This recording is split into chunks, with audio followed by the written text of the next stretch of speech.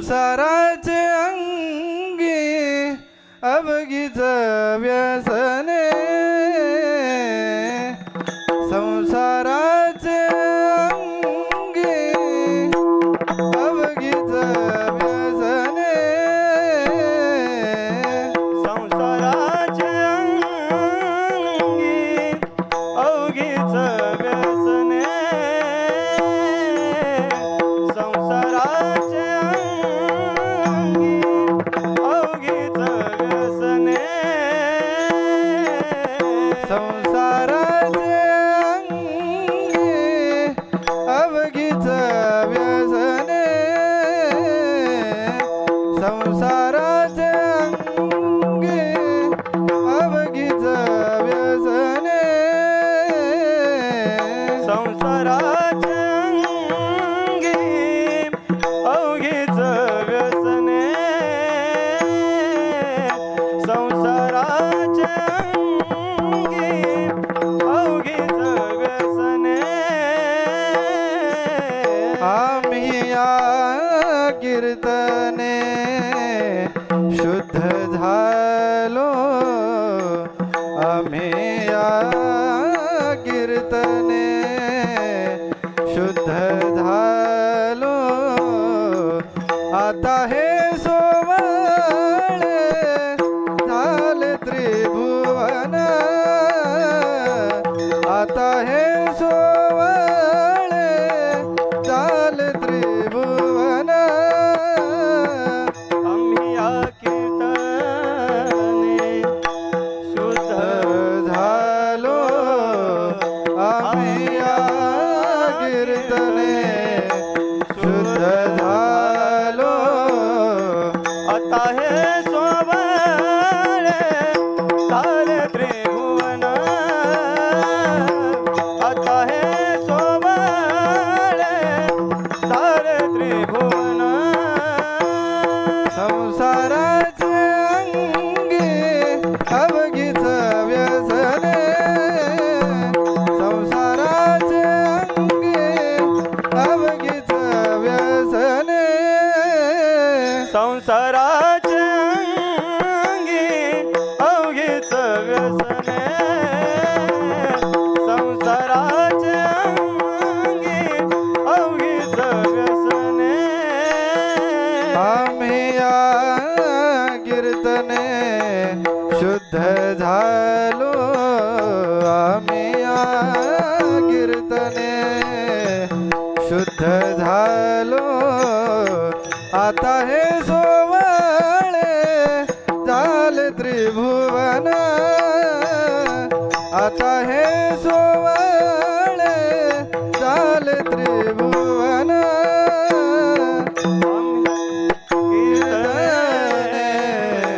शुद्ध झालो आम्ही या कीर्तने शुद्ध झालो आता हे सोवळे झाले त्रिभुवन आता हे सोवळे झाले त्रिभुवन विषम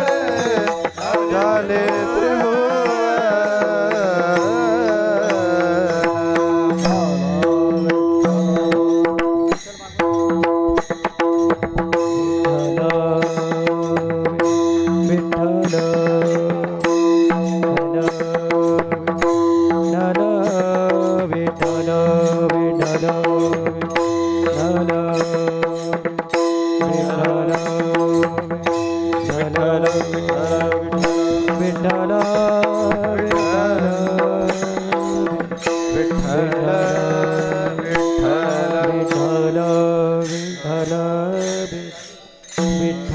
विठ्ठल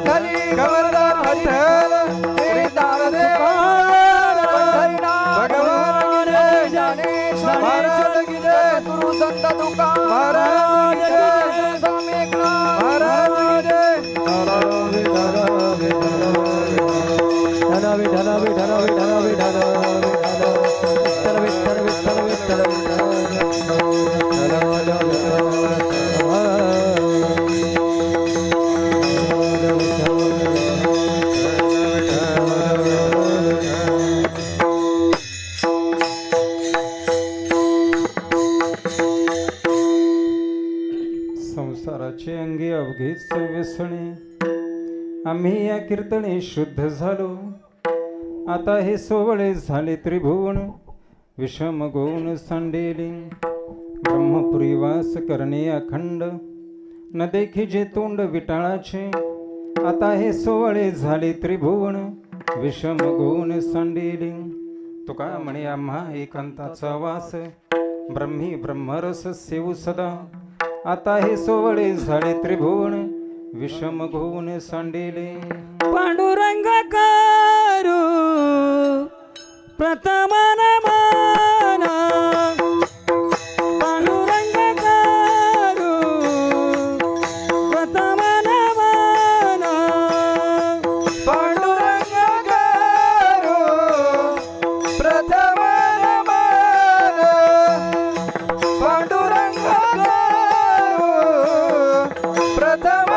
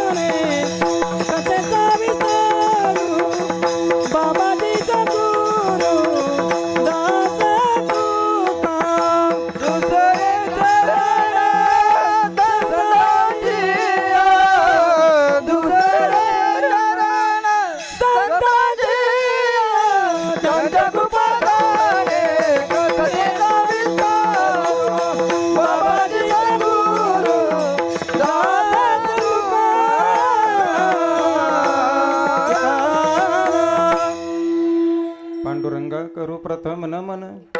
दुसरे चरण संतांची ज्यांच्या कृपादाणे कथेचा विस्तारू. बाबाजी सद्गुरु दास तुका नमो ज्ञानेश्वरा निष्कळंका. जयांची गीतेची वाचिता टीका. ज्ञान होई लोका ती भाविका ग्रंथार्तिका. ध्यान मूलम गुरुमूर्ती पूजा मूलम गुरुपदम. मंत्रमूलम गुरुर्वाक्य मोक्षमूलम गुरुकृपा. तुकाराम तुकाराम तुकाराम तुकाराम तुकाराम तुकाराम तुकाराम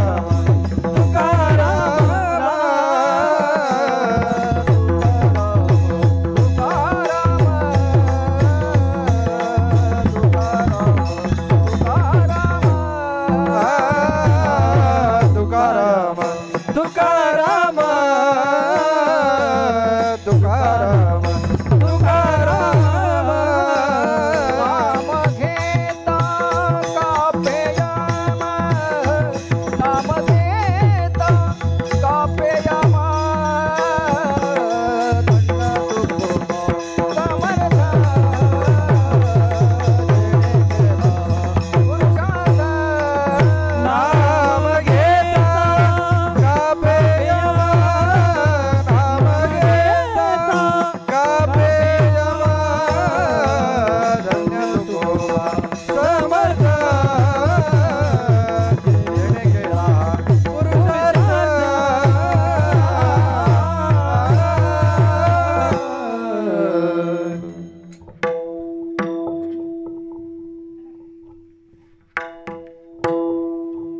संसाराची अंगी अवघेच व्यसने आम्ही या कीर्तनी शुद्ध झालो. आता हे सोवळे झाले त्रिभुवन विषम घोणे सांडेले. ब्रह्मपुरी वास करणे अखंड न देखीचे तोंड विटाळाचे. आता हे सोवळे झाले त्रिभुवन विषम घोणे सांडेले. तुका म्हणे आम्हा एकांताचा वास ब्रह्मी ब्रह्मरस सेवू सदा. आता हे सोवळे झाले त्रिभुवन विषम घोणे सांडेले. विठ्ठल विठ्ठल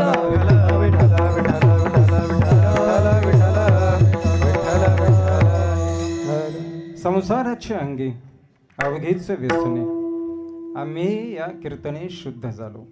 आता हे सोवळे झाले त्रिभुवन विषम घोणे सांडेले. प्रस्तुत सेवेकरता घेतलेला हा अभंग जगद्वंदनीय जगद्गुरु तुकोबारे यांचा हा 4 चरणाचा त्यांची एक परमार्थिक स्थिती सांगणारा हा अभंग फार महत्त्वाचा अभंग आहे. असा सुद्धा एक चमत्कार या मृत्यूलोकामध्ये होऊ शकतो हे सांगणारा हा अभंग आहे. परमश्रद्धास्थान ब्रह्मलीन गुरुवर्य बापू, गुरुवर्य भाऊ, भुकटे बाबा, नानू बाबा, केशव बाबा, आपण सर्व या ठिकाणी उपस्थित समोर बसलेले परमार्थिक अधिकारी मंडळी, उत्तम गायक मृदुंगाचार्य आणि एक श्रद्धा विश्वास घेऊन या ठिकाणी उपस्थित राहिलेले आपण सर्व श्रवण करण्यासाठी आलेली परमार्थिक मंडळी. या अभंगाचं वैशिष्ट्य आहे आणि ज्या निमित्तानं हा आजची काही कीर्तनाची सेवा आहे, पहिल्यांदा ही अनेक वर्ष बापूंची असणारी ही सेवा, त्यात हे आवडीचं गाव, आवडीची पंचकृषी आणि ह्या आवडीचा विषय. कारण तुकोबारांचा परिचयच आहे तो म्हणजे वैराग्य. वैराग्य हा त्यांच्या आवडीचा विषय आहे. कारण वैराग्य हा बोलण्यात नाही आहे. मनुष्य आपलं ज्ञान, आपली विद्वत्ता हे वाणीतून व्यक्त करू शकतो, पण जे काही वैराग्य आहे हा वाणीतून व्यक्त होत नसतो, तो आचरणातून होतो. विठ्ठल विठ्ठल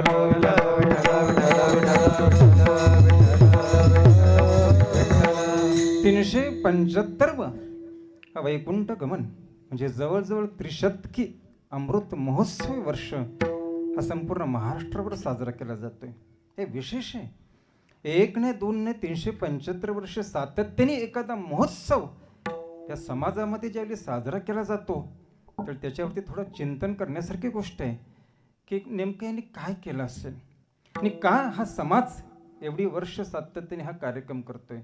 हा कार्यक्रम करण्याच्या मागचं कारण एवढंच आहे, तुकोबाराय वैकुंठाला गेले हे आश्चर्य नाही, त्यांनी वैकुंठाला कसं जायचं हे मार्ग पण सांगून गेले हे आश्चर्य आहे. विठ्ठल विठ्ठल विठ्ठल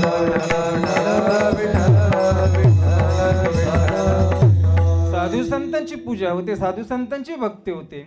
याला कारण ते आहे मार्ग दावणे गेले आले, ते स्वतः पण गेले आणि या समाजाला त्यांनी मार्ग पण दाखवला. आता समाजाचं कर्तव्य आहे की त्या योग्य मार्गाने चालणं.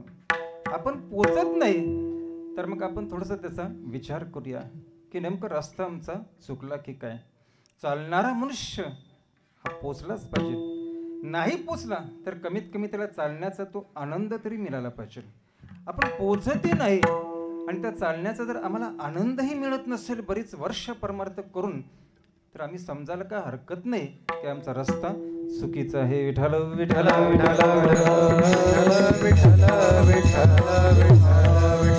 एक आध्यात्मिक देश आहे. या भारतात जन्माला आलेला मनुष्य जन्माला आल्याबरोबर त्याला भाग्यवान समजलं जातं. हा भारत देशाचा परिचय. काय गंमत आहे बघा देशाची. तो गरीब आहे की श्रीमंत आहे, तो सुंदर आहे की तो कुरूप आहे, तो प्रकृतीने ठीक आहे का अपंग आहे, हा भाग महत्वाचा नाहीये. परंतु या भारतामध्ये आलेला प्रत्येक मनुष्य जन्माला आल्याबरोबर भरतखंडी नरदेह प्राप्ती हे तो परम भाग्याची संपत्ती. काय असं आहे या देशामध्ये की ते जन्माला आलेल्या माणसाला भाग्यवान समजलं जातं. कारण हा भारत ब्रह्मविद्येचा देश आहे, हे लक्षात ठेवा. ब्रह्मविद्येचा देश म्हणून या भारताकडे पाहिलं जातं. जर एखाद्याला ही ब्रह्मविद्या जर सापडली, ब्रह्मविद्येच्या रेषेमध्ये जर एखादा व्यक्ती आला तर तो मनुष्य गरीब असू द्या नाहीतर तो भिकारी असू द्या, इंद्रापेक्षाही मोठा आहे. विठ्ठल विठ्ठल विठ्ठल विठ्ठल विठ्ठल विठ्ठल विठ्ठल विठ्ठल. बघा आम्ही जी लोक आहोत हे आमचं नेमकं काम काय? कारण तुकोबारांचं जीवन चरित्र जर पाहिलं तर त्याग वैराग्य यांनी भरलेले ते जीवन चरित्र की जे फक्त आम्हाला ऐकायला बरं वाटतं, वाचायला बरं वाटतं, पण प्रत्यक्ष जगणं मात्र कोणालाच आवडत नाही. कोण ती अवस्था प्राप्त करून घेईल? कोण कुटुंबाला सोडून भंडाराकडे जाईल? कोण तिथे जाऊन साधना करेल? आणि कोण हा कौटुंबिक त्रास एवढा करून घेईल? खरंच त्यांच्याशी आमचं काही जुळतं का? पण का जुळत नसेल? आणि नेमकं आम्ही ह्या मधल्या द्विधा स्थितीमध्ये येऊन का असं पडलोय की आम्ही धड संसाराकडे सुद्धा नाहीत आणि आम्ही इकडे परमार्थाकडे सुद्धा नाहीत. ही अवस्था आमची झालेली आहे. बऱ्याच वेळा प्रश्न पडतो प्रत्येक माणसाला, हे मन नेमकं लावायचं कुठं? संसाराकडे मन लावायचं की हे मन परमार्थाकडे लावायचं? काय आहे हा संसार आणि काय आहे हा परमार्थ की आमचं मन नेमकं कुठं लावायचं हे आम्हाला कळत नाही. याला कारण एकच आहे, ना संसार आम्हाला समजलाय ना आम्हाला परमार्थ समजलाय. काय आम्ही संसार पण पाहतोय, परमार्थ पण पाहतोय, मन लावता येत नाही. याला कारण एकच आहे, संसार त्याला म्हणतात. जगत विचार याला संसार म्हणतात आणि साधू विचार याला परमार्थ म्हणतात. दोन शब्दामध्ये काय आहे संसार? काय आमची संसाराबद्दलची एक व्याख्या आहे, आमची समज आहे, जे काय आम्हाला बुद्धी आहे, जे काय आम्हाला समज आहे या संसाराबद्दल, हे संसाराबद्दलची आमची असणारी समज हे लोकांचं ऐकूनच तयार झालेले, त्यालाच आम्ही संसार म्हणतो. जगत विचार ज्याला म्हणतात, लोकांकडून ऐकलेलं आहे, लोकांकडून ऐकलेलं आहे आणि त्याच्यावरती आमचा एवढा काही विश्वास बसलेला आहे की आम्ही त्याला संसार समजतो. तिकडे आमचं लक्ष जाणं याला जगत विचार म्हणतात. आणि सुरुवातीला हा हरिपाठ चालू झाला तो इथून इथपर्यंत जे काही चाललेलं आहे ते सगळं परमार्थिक विचार, साधूचा विचार यालाच म्हणतात परमार्थ. विठ्ठल विठ्ठल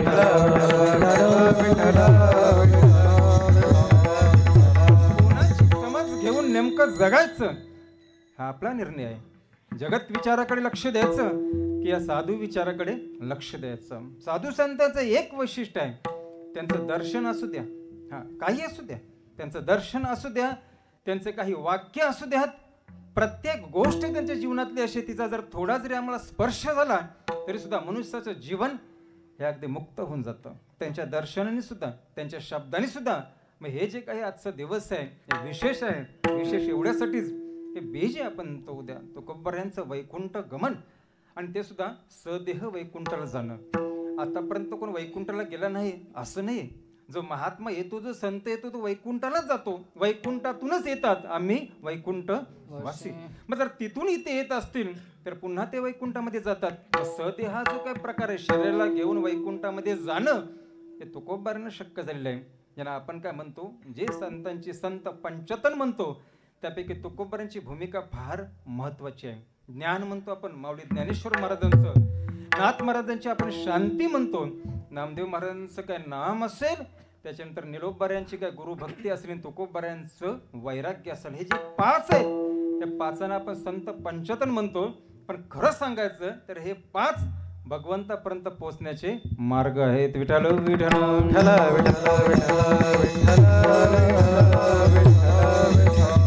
दररोज कीर्तन नेहमी चालू आहेत आणि त्याच्यामध्ये विशेष करून तुकोबाऱ्यांचा अभंग हेच नेहमी आपल्या समोर येतात. कीर्तन करायला सुद्धा जरा आवड आहे, बरं वाटतं. तुकोबारांच्या अभंगावरती बोलला सोपं म्हणून नाही, ठीक वाटतं बोलूया अभंगावरती. का तर तुकोबारांचं जीवन चरित्रच असं आहे की शास्त्रामध्ये जे आम्ही लिहिलं वाचलं असेल, शास्त्राचं जे आम्ही ऐकलं असेल, हे प्रत्यक्ष जर कोणी करून दाखवलं असेल तर ते तुकोबारांनी. विठ्ठल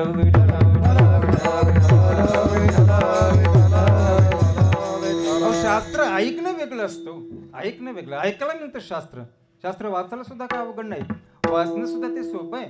पण प्रत्यक्ष ते दाखवणं, चित्र त्याप्रमाणे शास्त्राप्रमाणे दाखवणं हे जर कोणाला जमलं असेल तर ते तुकोबारांना. तुकोबारांचा फोटोच बघा, संतांचा कुठलाही फोटो बघा. विशेष आहे त्या संतांमध्ये की त्या संतांकडे पाहिल्यानंतर आपल्याला शरीर आणि आत्मा दोन्ही एके ठिकाणी दिसतं, असं कुठंच दिसत नाही. माणसाकडे पाहिल्यानंतर मनुष्य तर मनुष्यच, तो जिवंत का नसत ना, पण आपल्याकडे त्याच्याकडे मनुष्य म्हणूनच आपण त्याचं दर्शन घेतो. मृत असेल एखाद्या व्यक्ती तर मृत म्हणून आपण त्याचं दर्शन घेतो. पण साधू संतांच्या फोटोकडे पाहिल्यानंतरच कळतं दोन्ही दर्शन एके ठिकाणी, शरीराचं पण आणि ह्या आत्म्याचं पण. विठ्ठल विठ्ठल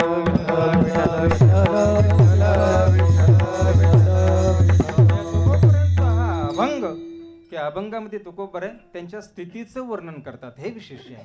महात्मा त्याच्या स्थितीचं वर्णन करतो आणि कीर्तनकारचं वर्णन करतो, तिथली उपस्थिती पाहून विठ्ठल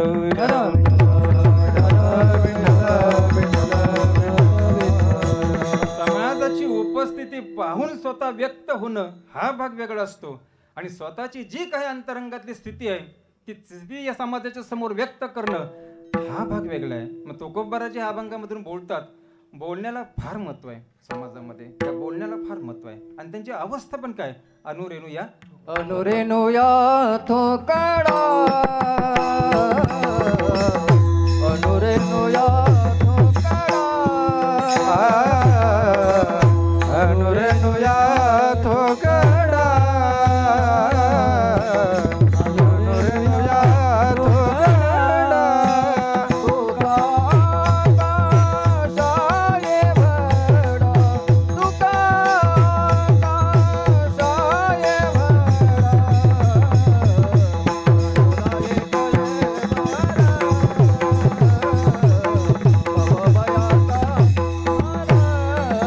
तुका आकाशाये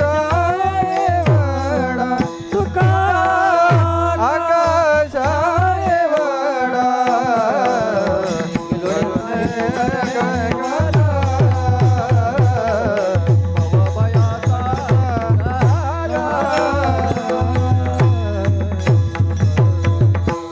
अनुरेणू या थोकडा. व्यापकता आणायची असेल आपल्यामध्ये तर आपल्यामध्ये हे लहानपण यायला पाहिजे आणि बुद्धी सुद्धा कशी असावी. अध्यात्माला बुद्धी जेवढी सूक्ष्म असेल तेवढी ती बुद्धी अध्यात्माला सहाय्यभूत होते, तेवढी जशी दीपकली का धाकुडी एकांती नाजूक कारभार. जेवढी जेवढी जेवढी सूक्ष्म बुद्धी असेल, फार बारकावा फार लहान विचार करण्याची जेवढी बुद्धी असेल, मग ती परमार्थिक असू द्या नाहीतर ती व्यावहारिक असू द्या. नेहमी या सोबतच्या लोकांना सांगतो, कोणताही विचार हा 4 प्रकारे करत जा, एक प्रकारे नाही, 4 बाजूने. कारण समाजामध्ये 4 मान्यता आहेत, त्या 4ही मान्यतेला महत्व द्यायला लागतो. मग ती लोकनीती असू द्या नाहीतर आणखीन काय मोठी साधुनीती असू द्या, राजनीती असू द्या नाहीतर वेदनीती असू द्या. या 4च्या मान्यता 4 बाजूने जर विचार करता आम्हाला आलं ना 4ही बाजूने, तर जो निर्णय आम्ही घेऊ शकतो तो निर्णय योग्य घेऊ शकतो. अगदी सूक्ष्म बुद्धी जर आम्ही विचारात आणली तर ती सूक्ष्म बुद्धी आम्हाला अतिशय व्यापक बनू शकते. पण तुकोबाराजी बोलतात ह्या अभंगातून, बोलण्याचा प्रभाव आहे हे महत्वाचं आहे. कोणाच्याही बोलण्याचा प्रभाव पडत नाही, बोलायला व्यक्ती हा गंभीर असावा लागतो. बोलण्यामध्ये जर गांभीर्य असेल ना, विवेकानंदाने एका वाक्यामध्ये अख्खं जग जिंकलं होतं. आज 150 वर्ष झाली त्या वाक्याचा आज सुद्धा समाजावरती परिणाम होतोय. बंधू आणि भगिनींनो, का बोलण्यामध्ये काय गांभीर्य आहे. अनेक दिवस चाललेली ती राजा जनकाची सभा, अष्टावक्रांनी एका वाक्यामध्ये ती सभा बदलून टाकली. काय प्रभाव पडला असेल, एवढे दिवस चाललेली ती सभा, पण त्या सभेमध्ये काही निर्णयच लागत नाही. त्या सभेमध्ये अष्टावक्र ऋषी येतो काय आणि एका वाक्यामध्ये ती सभा बदलून टाकतो काय, का असं बोलण्यात काय त्याच्या गांभीर्य आहे. नारदांनी फक्त एक प्रश्न केला वाल्याला, हे पाप कोणासाठी करतोस, तिथेच थांबला, विचार करायला लागला. का याच्या अगोदर त्यांनी कोणी असा प्रश्न केला नसेल का. अहो एवढी माणसं जर तो वाल्या मारतोय तर ज्यांना ज्यांना मारलं ना त्या प्रत्येकाने वाल्याला हा प्रश्न केलाच होता, हे पाप कोणासाठी करतोस, हे पाप कोणासाठी करतोस. पण त्या वाक्याचा वाल्यावरती कधी परिणाम झाला नाही. यांच्याच का तर आतापर्यंत ज्या ज्या लोकांनी वाल्याला प्रश्न केला की हे पाप कोणासाठी करतोस, त्या सगळी लोक पाप करणारीच होती. विठ्ठल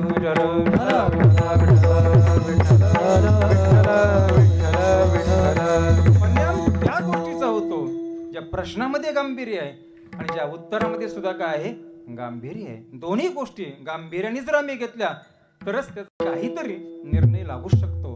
मग तो खूप बरं आहे. इथे जे बोलतात कसं बोलतात हे फार महत्वाचं आहे. त्याचे साथ आणि मावल मिथले आणि रसाल बोलणं असं असावं ना, ते सत्य पण असावं आणि ते प्रिय पण असावं. दोन्ही गोष्टी असाव्या बोलण्यामध्ये. ते खरं पण असावं आणि आवडेल असं बोलावं. कधी कधी काही गोष्टी मनुष्य खऱ्या बोलतो पण ते ऐकायला आवडतच असं नाही. काही आवडीच्या गोष्टी असतात ते ऐकायला बरं वाटतं तो, पण ते खऱ्याच असतात असं नाही.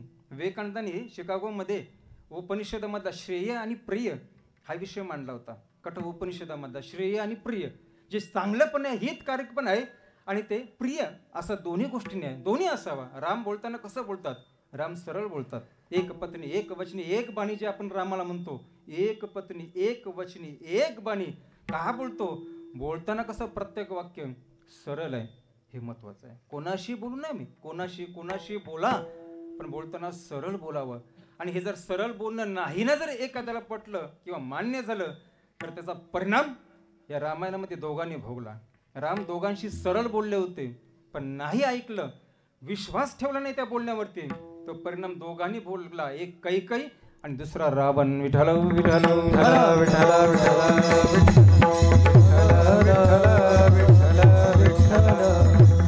सरळ बोलत होते राम त्या कैकईशी, पण त्या बोलण्यावरतीच विश्वास ठेवला नाही. आणि किती सरळ राम त्या रावणाशी पण बोलत होते, पण त्या बोलण्यावरतीच त्यांनी विश्वास ठेवला नाही. संवाद तेव्हाच घडतो बोलणाऱ्याचा अनुभव असावा आणि ऐकणाऱ्याचा त्या बोलण्यावरती विश्वास असावा. विठ्ठल विठ्ठल विठ्ठल विठ्ठल बोलणं तुकोबऱ्यांचं, एवढी अभंग तुकोबऱ्यांची आहेत. आणि जीवन सुद्धा कसं आहे तुकोबऱ्यांचं, नीतिमूल्य जीवन आहे. एक देव जर परमात्मा सोडला ना तर परमात्म्यानंतर ह्या चार लोकांमध्ये असं तुकोबऱ्यांचं जीवन आहे की ज्या जीवनाला नीतिमूल्य जीवन म्हणतात, की ज्या जीवनाचं नीतिमूल्य मूल्यमापनच होत नाही. तुकिता तुळणे से ब्रह्म तुकाशी आले, तुकिता तुलने ब्रह्म तुकाशी आले. रामेश्वरी चरणी मस्तक ठेवी, म्हणून रामेश्वरी चरणी मस्तक ठेविले. आरती तुकाराम स्वामी सद्गुरु धाम, सच्चिदानंद मूर्ती पाय दाखविया. आरती तुकाराम स्वामी सद्गुरु धाम, सच्चिदानंद मूर्ती पाय दाखविया. एक नीतिमूल्य जीवन ज्यावेळी बोलतो समाजाच्या समोर, त्यावेळी त्या समाजावरती त्याचा परिणाम होतोय. 375 वर्ष त्या समाजाने त्यांचं ऐकावं, ही साधी गोष्ट आहे का सांगा ना? काय आहे एवढं? कारण जीवनात काय त्याग आहे, आणि त्यागाचा संबंध हा शांतीशी आहे. शांती जे काही तत्व आहे हे प्रत्येक जीवाचं लक्ष्य म्हणा, उद्दिष्ट का असेल ना तर ते शांतीचं आहे. पुण्यवान मनुष्य असताना तरी त्याला शांती अपेक्षित आहे, आणि पापी मनुष्य असेल तर त्याला पण ती शांतीच आवडते. पुण्यवानातला पुण्यवान हनुमंत तो पण सीतेच्या आणि शांतीच्या शोधाला गेला होता, आणि पाप्यातला पापी रावण तो पण सीतेच्या म्हणजे शांतीच्या शोधाला गेला होता. विठ्ठल विठ्ठल विठ्ठल विठ्ठल विठ्ठल. काय एवढी ही वैराग्याच्या जवळ शांती आहे, आणि काय एवढं शांतीचा महिमा आहे की भारतातला एक राजा एखाद्या साधूकडे जातो. हे विशेष आहे. काय त्या साधूकडे सांगा ना? एका राजाने, ही संस्कृती आहे या भारताची. इतिहास जर पाहिला तर साधू कधी राजाकडे गेला नव्हता, तोपर्यंत हे राज्य ठीक होतं. राजा महाराजा साधूकडे जायचा. होतं का त्या साधूकडे? एक केवळ शांती, दुसरं काय? शांती हे साधूचं बळ आहे. जो गीतेच्या दुसऱ्या अध्यायातला स्थितप्रज्ञ आदर्श व्यक्ती, ज्याला आपण स्थितप्रज्ञ म्हणतो, ज्याची बुद्धी पूर्णपणे स्थिर झालेली आहे, काय त्याच्याजवळ? एकच तत्व, शांती. हे जे वैराग्य आहे तुकोबऱ्यांचं, प्रत्येक बोलण्यामध्ये, प्रत्येक अभंग असू द्या, प्रत्येक चरण असू द्या, प्रत्येक शब्द असू द्या, या प्रत्येक गोष्टीमध्ये तुकोबऱ्यांचं काय? वैराग्य. वैराग्य आहे. आणि ह्या वैराग्याने तुकोबराय बोलतात. वैराग्य कुठे आहे? व्यवहारामध्ये. जिथे धर्म आहे ना तिथेच काय आहे? व्यवहार आहे. हे विशेष आहे. का देवाला पांडव एवढे प्रिय आहेत?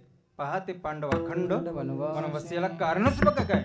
12 वर्षाचा वनवास आणि 1 वर्षाचा अज्ञातवास. हा जरी पांडवांना झाला, दूतामध्ये हरल्यानंतर पांडवांमध्ये एवढं सामर्थ्य होतं ना की त्या 5 पांडवांनी ठरवलं असतं ते त्या एका क्षणामध्ये चित्र बदललं असतं आणि कौरवांना वनवासात पाठवलं असतं. पण पांडवांनी तसं केलं नाही. का? तर पांडवांना अधर्म मान्य नाही. विठ्ठल विठ्ठल आम्ही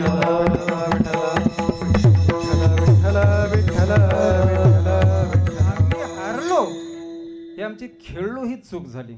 चूक मान्य केली. काय जीवन असतं बघा कधी कधी काही व्यक्तींचं.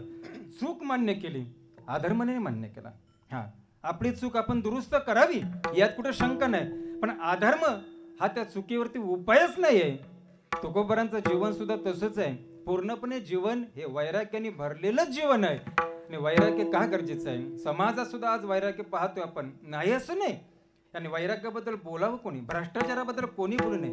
अहो, ज्याला संधीच भेटली ना भ्रष्टाचार करण्याची, त्यांनी काय भ्रष्टाचाराबद्दल बोलावं? ज्याला संधी भेटली असेल, एखाद्या पदावरती, एखाद्या कुठेतरी मोठ्या अधिकारावरती बसलेला व्यक्ती पूर्ण जीवनामध्ये जर तो भ्रष्टाचार करू शकत नसेल तर त्यांनी ह्या भ्रष्टाचाराबद्दल बोलावं. पण ज्याला संधीच नाही भेटली त्यांनी काय बोलावं? एक महात्मा असा बसला होता आणि त्याचं दर्शन घेण्यासाठी काही लोकांनी लाईन लावली होती. महात्म्याच्या दर्शनासाठी. तो साधू कसा होता का माहिती नाही, पण दर्शनासाठी. आता दर्शनाला जी लाईन लागली त्याचा पहिलाच मनुष्य पुढे आला आणि साधूचं दर्शन घेण्याच्या अगोदर साधूच्या पायाजवळ त्यांनी 50 रुपयाची नोट टाकली. त्या साधूला काय वाटलं, त्याने आपला पाय घेतला आणि त्या 50 रुपयाच्या नोटीवरतीच पाय टाकला आणि पायाने ती 50 रुपयाची नोट बाजूला केली. दुसरा आला, त्याला असं वाटलं की कदाचित 50 रुपये याला कमी वाटले असतील, त्यांनी 100 रुपये टाकले. यांनी तर 100 रुपये पण पाय टाकला आणि ते 100 रुपयाची नोट बाजूला केली. तिसरा विचार करतोय कदाचित 100 पण कमी झाले असतील, त्यांनी 200 रुपयाची नोट टाकली. त्या साधूने त्या 200 रुपयाच्या पण नोटीवरती पाय टाकला आणि बाजूला केलं. चौथ्याने 500 रुपये टाकले आणि 500 रुपयाच्या त्या नोटीवरती पण पाय टाकला आणि ते 500 रुपये बाजूला टाकले. पाचव्याला प्रश्न पडला, आता काय करायचं? त्यांनी साधूच्या जवळ गेला आणि साधू महाराजांनी एवढंच विचारलं, मागापासून मी पाहतोय 50 झाले, 100 झाले, 200 झाले, 500 झाले, तुम्ही प्रत्येक पैशाच्या नोटीवरती लाथ मारता, म्हणजे नेमकं काय समजायचं? तर तो साधू म्हणतो की हे बघ, माझ्यासमोर आतापर्यंत 50 आले, 100 आले, 200 आले, 500 आले, मी लाथ एवढ्यासाठीच मारतोय, माझ्यासमोर एवढे पैसेच नालेले की ज्याच्यावर मी हात मारीन. विठ्ठल विठ्ठल विठ्ठल विठ्ठल तुकोबारांचं जीवन जर पाहिलं ना, अनेक प्रलोभन तुकोबारांच्या जीवनामध्ये तो अभंगच पूर्ण आहे. तुकोबारांचा साधकाची दशा उदास असावी, उपाधी नसावी अंतरबाई. पुढे आणखीन किती सुंदर सांगतात ते, लोलुपता काय बरोबर. आणखीन काय त्याच्या पुढे सांगतात, एकांती लोकांती स्त्रियांशी भाषण प्राण केला जाण बोलून यावे. लोकांतामध्ये स्त्री दिसल्यानंतर तिला हरिओम बोलणं हा भाग वेगळा आहे. पण एकांतामध्ये भेटल्यानंतर ते काय म्हणतात, जाय हो तू न करी सायास आम्ही विष्णुदास तैस नव्हे. या पद्धतीने तुकोबारांचा जीवनाचा विचार पाहिला. जो संसार आपल्या समोर आहे तो संसार तुकोबारांच्या पण समोर आहे. जी घरात माणसं आपले आहेत तशाच पद्धतीची माणसं तुकोबारांच्या पण घरामध्ये होते. पण या संसाराला पाहणं वेगळं असतं आणि ह्या संसाराला ओळखणं हे फार वेगळं असतं. हा संसार कुठपर्यंत आहे, जोपर्यंत दृष्टी जाईल ना तिथपर्यंत संसार आहे. कुठपर्यंत आपली दृष्टी जाऊ शकते. या गावातली माणसं या गावातच पाहू शकतात. हा, फार फार तर आपण इथून काहीतरी वेगळ्या यंत्रणे रोहापर्यंत पाहू शकतो. आणखीन काय असे यान सोडलेत किंवा काय आणखीन उपग्रह सोडलेत चंद्रावरती, मंगळावरती, की तिथून पूर्ण ब्रह्मांडाचं दर्शन होतंय. पण जेवढ्यापर्यंत आपली दृष्टी जाईल ना तिथपर्यंत सगळं हा काय संसार आहे. जिथपर्यंत दृष्टी जाईल तिथपर्यंत पण संसार आहे आणि जिथपर्यंत मनाची संकल्पना होईल तिथपर्यंत पण संसारच आहे. विठ्ठल विठ्ठल विठ्ठल विठ्ठल विठ्ठल. या दृष्टीच्या पलीकडे जर कोण पाहिल ना तर तो मन पाहू शकतो. हा, माझी दृष्टी इथपर्यंत फार फार तर त्या घरापर्यंत, तुम्ही कुठपर्यंत पाहणार हे पाठीमागे काय दिसतं तिथपर्यंत. पण मनाने जर विचार केला तर मन कुठपर्यंत पाहू शकतो, कुठपर्यंत पाहू शकतो. कल्पना काय करू शकतो मन, पण कितीही कल्पना करा तिथपर्यंत काय हा संसारच आहे. मग हा जो संसार आहे, संसार या शब्दाचा अर्थच आहे. मुळात संसार आहेच कसा, जो स्थिरच नाही ना त्याला म्हणतात संसार. स्थिरच नाही. आता रात्र चालू झालं ते रात्री पण राहणार नाही, पुन्हा सकाळ आहेच ना. जन्म असू द्या, मरण असू द्या, दिवस काय, रात्र काय, सुख काय, दुःख काय, अहो जागृत काय, स्वप्न काय, सुषुप्ती काय, हे सगळं जे बदलते ना, या बदलणाऱ्या सगळ्या गोष्टीला काय म्हणतात, संसार म्हणतात. हा जो संसार आहे हा तुकोबारांनी पाहिला सुद्धा आणि हा संसार तुकोबारांनी ओळखला सुद्धा. आम्ही पाहतोय पण पाहत असताना मात्र आम्हाला त्याला ओळखता आलं नाही. ज्यांनी ओळखला ते ओळखून तुकोबाराय ह्या अभंगामधून सांगतात आम्हाला, संसाराचे अंगी अवघी जावे सारे, संसाराचे अंगी अवघी जावे सारे, संसाराचे अंगी अवघी जावे सारे, संसाराचे अंगी अवघी जावे सारे, संसाराचे